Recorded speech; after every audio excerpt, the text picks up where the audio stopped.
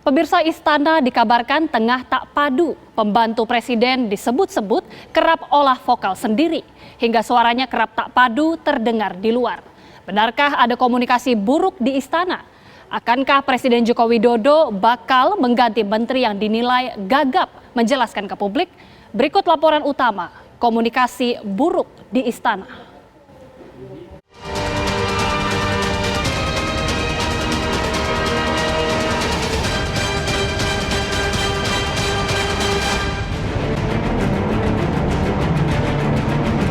Kita harusnya kerja lebih keras lagi. Saya harus ngomong apa adanya, nggak ada progres. Saya melihat memang setelah kita rapat kabinet di sini ada pergerakan yang lumayan, tapi belum sesuai yang saya harapkan.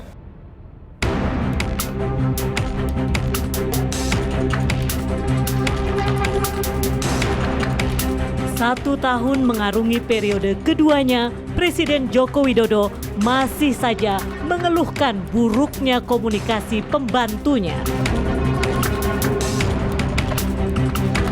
Kekesalan Jokowi itu tercermin dari curhatan Kepala Staf Kepresidenan Muldoko.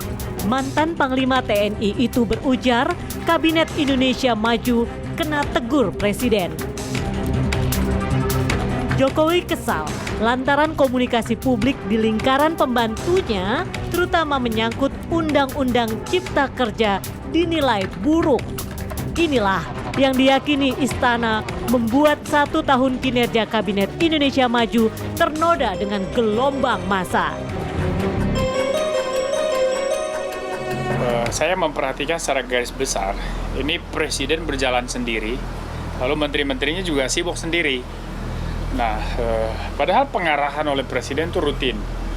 Dan ini kan artinya kondisi internal manajemen kekuasaan ini ada sesuatu yang bermasalah. Banyak menteri yang mungkin tidak mampu menerjemahkan visi misi Presiden dan juga perintah Presiden ke dalam tindakan-tindakan kebijakan yang lebih konkret. Nah, ini kan situasi kita ini tidak normal. Ada COVID yang menjadi tantangan serius, maka memang butuh tindakan politik yang cepat, yang di luar pakem normal. Nah, sejauh ini tidak banyak menteri yang betul-betul memahami itu.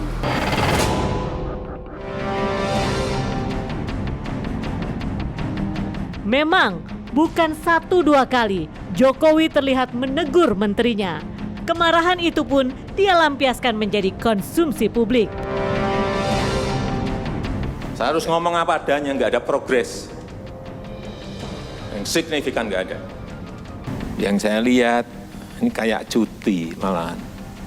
Pada kondisi krisis, kita harusnya kerja lebih keras lagi. Artinya apa, di kementerian-kementerian, di lembaga ini aura krisisnya belum betul-betul belum.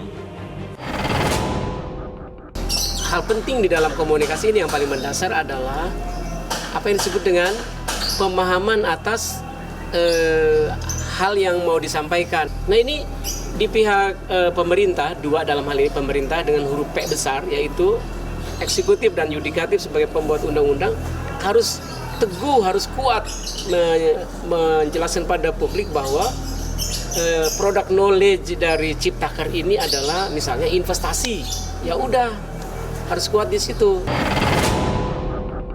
Jadi ini saya kira bahan introspeksi bagi komunikator-komunikator publik ya, yang ada di pemerintahan, menteri jajarannya ya, juga di lingkungan istana ya, untuk tentu saja lebih berhati-hati dalam menyampaikan apa-apa yang cukup strategis.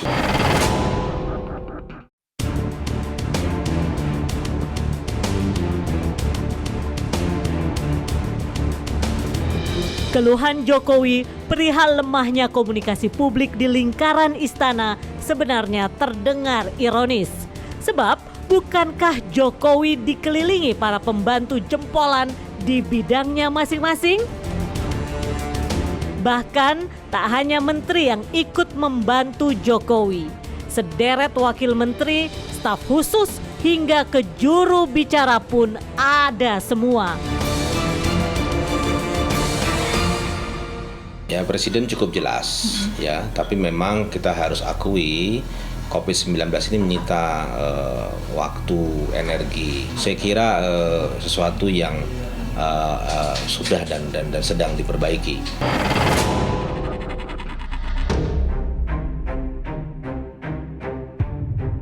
Teguran Jokowi yang diungkapkan Muldoko tak pelak memancing spekulasi.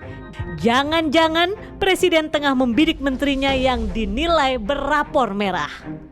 Sebab bukan sekali dua kali saja kepemimpinan Jokowi diusik persoalan komunikasi. Bahkan karena persoalan komunikasi itu pula sampai-sampai pemerintah mendapat kesan negatif dari sebagian rakyatnya yang kecewa.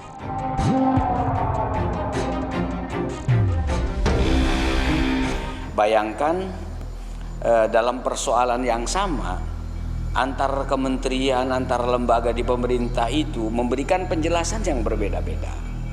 Dan ini tentu berpengaruh dan berefek besar. Kalau komunikasi buruk akan melahirkan kerjasama yang buruk. Beberapa anggota kabinet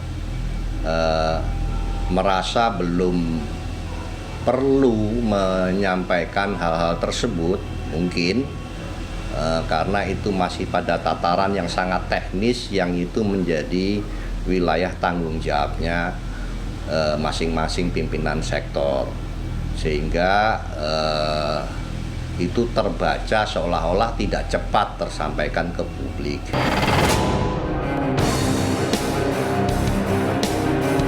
Jika para pembantu presiden diklaim telah bekerja keras, mungkinkah persoalan komunikasi ini sebenarnya lebih karena instruksi yang tak konsisten dari sumbernya?